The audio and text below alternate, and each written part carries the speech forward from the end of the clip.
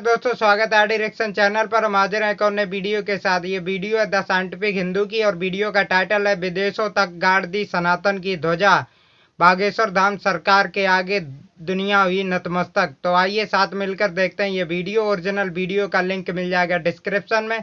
तो चलिए शुरू करते हैं ये वीडियो।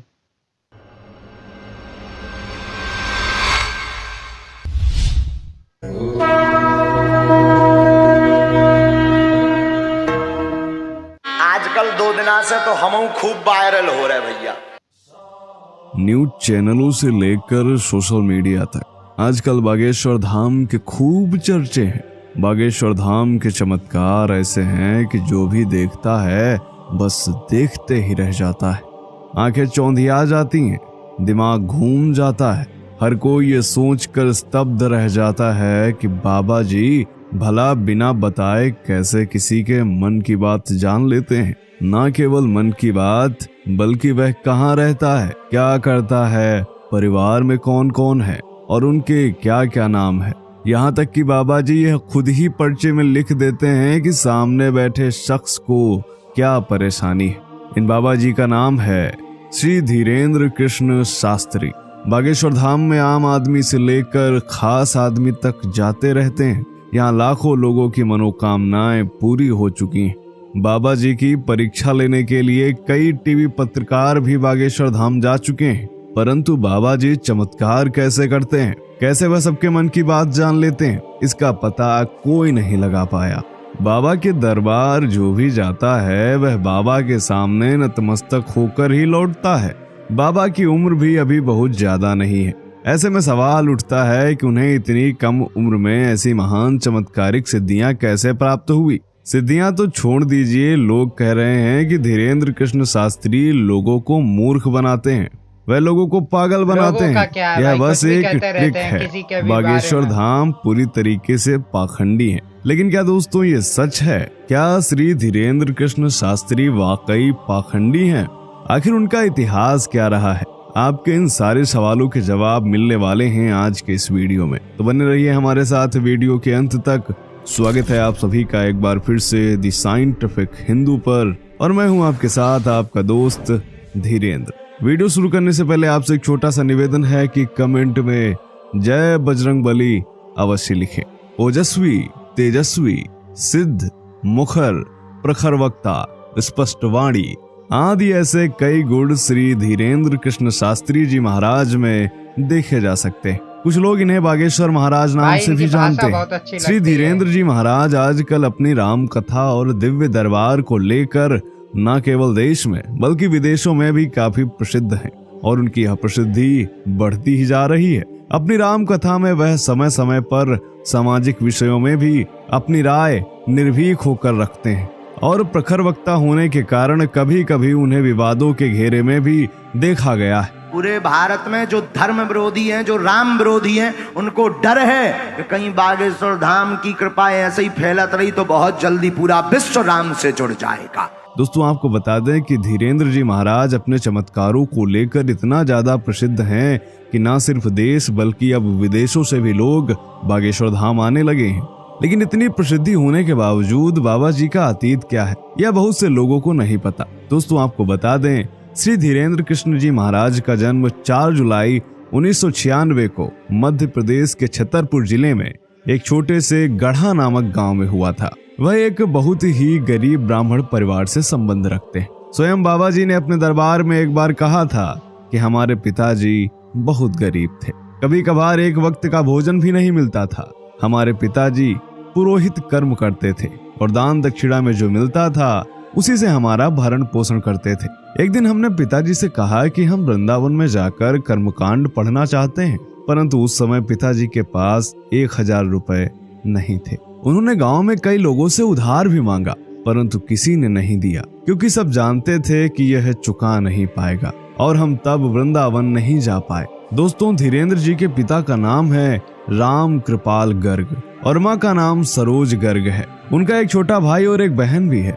महाराज जी के दादाजी भी एक सिद्ध संत थे जिनका नाम भगवान दास गर्ग था।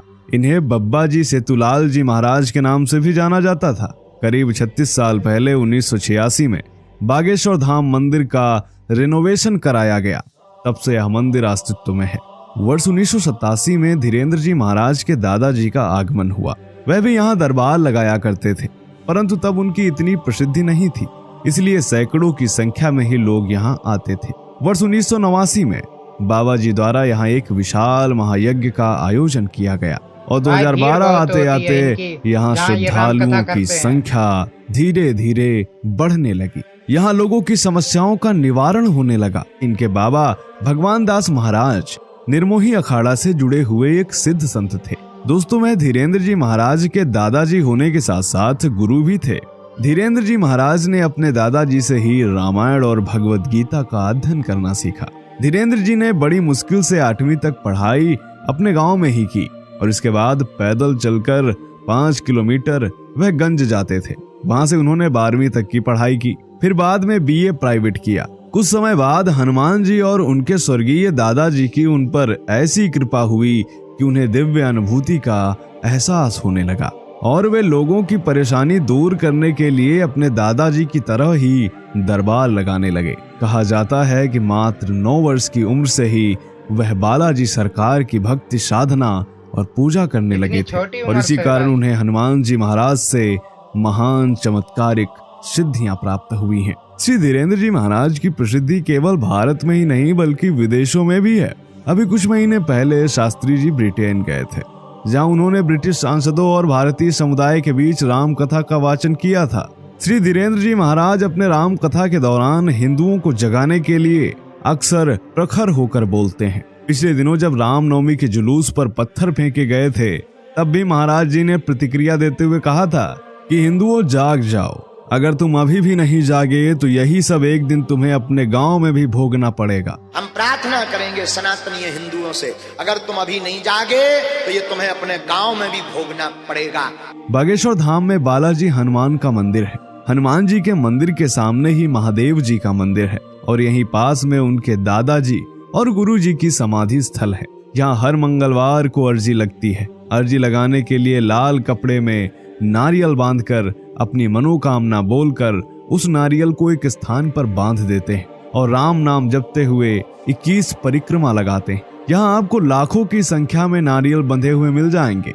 मंदिर के पास ही गुरु जी का दरबार लगता है। यहाँ लाखों लोग अपनी परेशानियों का समाधान पाने के लिए आते हैं। अपने दरबार में हजारों लोगों के बीच से वह किसी का भी नाम लेकर बुलाते हैं और वह व्यक्ति जब तक उनके पास पहुंचता है तब तक श्री धीरेन्द्र जी महाराज उस व्यक्ति के नाम पते सहित उसकी समस्या एक पर्चे पर लिख देते हैं।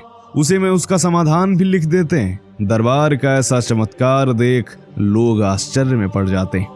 बाबा जी उस व्यक्ति से जुड़ी हर एक बात बता देते हैं, जैसे कि उसकी समस्या क्या है, कितनी है और कब से है, उसका समाधान क्या है। यहाँ तक कि पिता, बेटे और परिवार के लोगों के नाम भी बता देते हैं। और सबसे बड़ी बात यह है कि बाबा जी का दरबार पूरी तरीके से निःशुल्क रहता है। यहाँ किसी तरह से भी शुल्क नहीं लिया जाता। मंदिर में राम कथा के बीच जो पैसा लोग अपनी स्वेच्छा से चढ़ाते हैं, महाराज जी उस पैसे को गरीब बेटियों की शिक्षा और शादी में खर्च कर देते हैं। श्री धीरेन्द्र कृष्ण शास्त्री जी महाराज की सिद्धियां और चमत्कारों के पीछे क्या रहस्य है, यह कोई नहीं जानता। वह स्वयं ही बताते हैं कि यह सब हनुमान जी महाराज और उनके गुरुदेव की कृपा है। कई चैनलों के पत्रकार भी महाराज जी की परीक्षा ले चुके हैं। उन्होंने सभी तरीके से प्रयत्न किए, परंतु फिर भी वह कोई रहस्य न जान सके और महाराज जी के चरणों में नतमस्तक होकर ही वापस लौटे।